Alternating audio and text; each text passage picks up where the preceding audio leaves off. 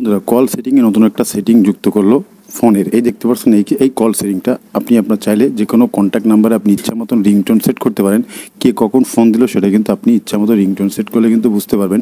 প্রিয়জনের নামে আলাদা রিংটোন, নিজের নামে আলাদা রিংটোন, বন্ধুর নামে আলাদা রিংটোন, প্রেমিকার নামে আলাদা রিংটোন আপনি ইচ্ছা মতো চাইলে রিংটোন সেট করতে পারবেন। কীভাবে কাজটি করবেন আমি দেখিয়ে দিচ্ছি।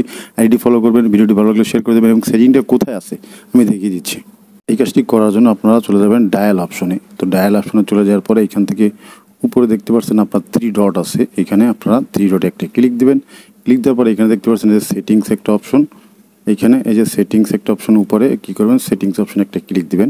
তারপরে ক্লিক দেওয়ার পরে চলে যাবেন নিচে চলে যাওয়ার পরে এই যে দেখতে পাচ্ছেন এই সেটিংটা কিন্তু এখানে নতুন যোগ করা হয়েছে, সেটিংটা কিন্তু আগে ছিল না। তো এখানে একটা ক্লিক দিবেন। এখানে একটা ক্লিক দেওয়ার পরে কিন্তু আপনার সামনে অপশন চলে আসবে। চলে আসার পরে এখানে কিন্তু একটা সেটিংস আছে এবং এখানে কিন্তু আপনি অ্যাড রিংটোন অ্যাড করবেন, কোন কন্টাক্টে করবেন। তো সেটিংসের এখানে একটা ক্লিক দিলে কিন্তু আপনার সেটিংস অপশনে নিয়ে চলে যাবে। তো এখান থেকে আমরা ব্যাকে চলে যাব। ব্যাকে চলে যাওয়ার পরে এইখান থেকে আপনার কন্ট্যাক্টে যে নাম্বারগুলো আছে এখান থেকে সব নাম্বারগুলো শো করবে। আপনি এখানে একটা ক্লিক দিবেন।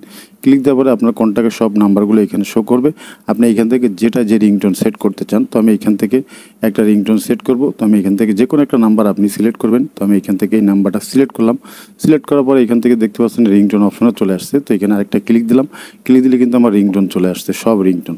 তো এখান থেকে কিন্তু আপনি আমার ফোনের রিংটোন চাইলে কিন্তু এখান থেকে ক্লিক দিয়ে আমি কিন্তু আপনার মেমোরি থেকে রিংটোন ব্যবহার করতে পারবো। যে কোনোটাই আপনি চাইলে ইচ্ছা মতো রিংটোন সেট করতে পারবেন। আশা করি বিষয়টা বুঝতে পেরেছেন।